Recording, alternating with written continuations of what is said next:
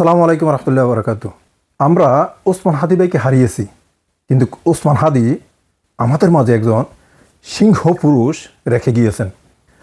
চলুন ওই সিংহ পুরুষের কথাগুলো শুনি আজকে।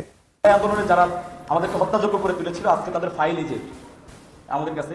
রাজশাহী বিশ্ববিদ্যালয়ের সম্মানিত শিক্ষক মণ্ডলী, আমি আমার বক্তব্যের সময় বলেছিলাম যে এখানে এমনও মানুষ বসে আছে যারা জুলাই নীরব ছিল। ইভেন এখানে এমনও মানুষ বসে আছে যারা জুলাইয়ে আমাদের এগেইনস্টে তারা বিভিন্ন ন্যারেটিভ উৎপাদন করেছে। তার ভিতরে 15 বিশ্ববিদ্যালয়ের ভিসি আছেন এখানে, তার ভিতরে বরেন্দ্র বিশ্ববিদ্যালয়ের ভিসি আছেন এখানে। আমার এখানে ঘটনাক্রম থেকে শুরু করে সবকিছু বলা আছে ভাই, ওর পুরোটাই কলিজা ভাই, পুরোটাই কলিজা। আমি একটু সময় চেয়ে নিচ্ছি, এটা ইউজিসির আমার সম্মানিত সদস্যদের কাছে আমরা দিব।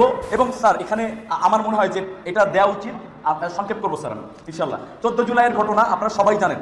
14 জুলাই যারা আছে, প্রফেসর গোলাম সাব্বির সাত্তার সাহেব, সুলতানুল ইসলাম টিপু সাহেব, হুমায়ুন কবির হিসাব বিজ্ঞান তথ্য ব্যবস্থাপনা বিভাগ, প্রফেসর আসাদুল হক গণিত বিভাগ, professor Jahangir Alam Masud Liton, professor Pranab Kumar Pandey, professor Tarikul Hasan রসায়ন বিভাগ, প্রফেসর রশিদা খাতুন। স্যার এটা আমাকে বলতে হবে, আমাদের এটাই জুলাই। তারপরে বাধা দিচ্ছে, তারপরে এগুলা সৌন্দর্য তখনই নষ্ট বলতে বাধা দিচ্ছে। গুলাকে সামনে বসায়া এখানে গণভোটের কথা বলা হইতেছে। তাহলে এখানে জুলাই আহত শহীদ পরিবার সবাইকে নিয়ে বের হয়ে যাইতে হবে, আমরা বের হয়ে যাব।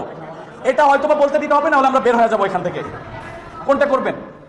তাহলে স্যার আমাকে মাত্র 161 জনের নাম আছে আমার কাছে, আমি এটা বলবো আপনাদের কাছে। তুমি এটা দিয়ে দাও, দিয়ে দেওয়া না স্যার, তুমি তো যা বলার সেটা বলো। আমার কাছে ডকুমেন্টস সহ আছে।